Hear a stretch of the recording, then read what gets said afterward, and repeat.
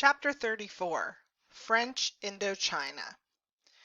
There was a beautiful country to the south of China, a country that had been ruled by France for about 100 years. The French called the land Indochina.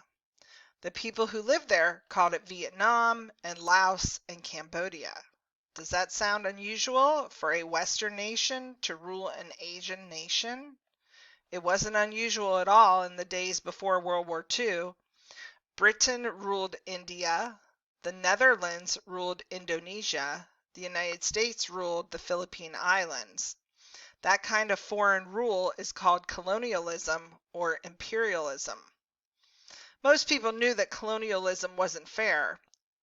We had once been an English colony and we hadn't liked it a bit.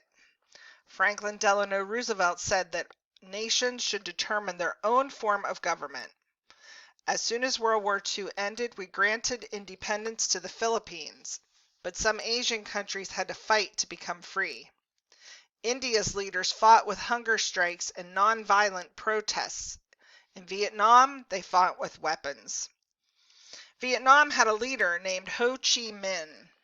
As a young man, he had visited England, the United States, and France. He knew Western ways. He had been a poet and photographer, and he spoke many languages. Back in 1919, he tried to get President Woodrow Wilson to help the people of Southeast Asia gain their freedom. Wilson didn't respond. When Ho learned of Philippine independence, he was encouraged. He wrote 8 letters to President Truman asking for help in making Vietnam free. Those letters were never answered. Perhaps Truman never saw them. We don't know about that, but we do know in 1945, Ho Chi Minh founded the Democratic Republic of Vietnam. Some American military men were present at the independence ceremonies. The Star-Spangled Banner was played by a Vietnamese band, and Ho Chi Minh spoke words from the Declaration of Independence. When American planes unexpectedly flew overhead, everyone cheered.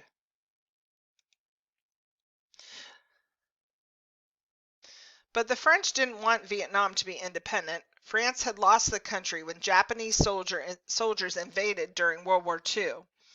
Now that the war was over, the French wanted their old empire back. Ho Chi Minh stood in the way. Ho was a hero to his countrymen. He had fought against the French and then the Japanese. Now he wanted to keep France from controlling Vietnam again. The French asked the United States to help them fight Ho and his forces, called Viet Minh. They said Ho was a communist, and he was.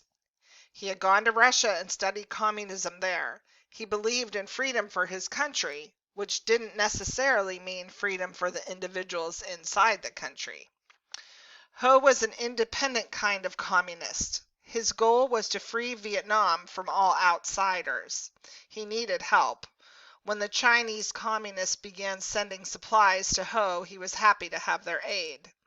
Perhaps if Ho Chi Minh had not been a communist, we would have stayed out of the affair. But we soon sent military advisors to help the French. Then we gave France $10 million a year to fight Ho and the Viet Minh. That was when Harry Truman was president. By 1953, when Eisenhower was president, we were spending $400 million a year to help the French in Vietnam, and before long, almost twice that amount. It wasn't enough. The Viet Minh kept winning. Vice President Richard Nixon and our top military leaders urged the president to send American bombers to Vietnam. Eisenhower refused. The French prepared for a major battle. They were confident. They shouldn't have been. Their army was beaten and trapped, and most of the surviving soldiers died in a terrible jungle march. That was more than enough for the French people. They showed in elections that they were ready to get out of Southeast Asia, and since France is a democracy, the people prevailed. A peace conference was held in Geneva in Switzerland. Vietnam was divided into 2 sections, north and south. The division was meant to be temporary. Most of the food-growing regions were in the south. Ho Chi Minh was the leader of North Vietnam. He was now a great popular hero. After all, he had driven the French out of the country. Some Vietnam's leaders were chosen by France. According to the Geneva Agreement, elections were to be held within 2 years to reunite the country. The elections were never held. The South Vietnamese leaders wouldn't allow them. They knew Ho Chi Minh would win. Soon, there was civil war between the North and the pro-Western South. Remember that situation in Korea? Was this the same? We were now out of Korea, and many of our nation's anti-communists believed that Vietnam was the place to take another stand against world communism. Those who wanted to send bombers and fighting troops were called hawks. Those who didn't want to get involved were called doves. President Eisenhower said that if we let Vietnam become communist, it would be like watching a row of dominoes fall. The first domino would set off the others. Soon all of Asia would be communist. Eisenhower's advisors were hawks. They urged him to fight.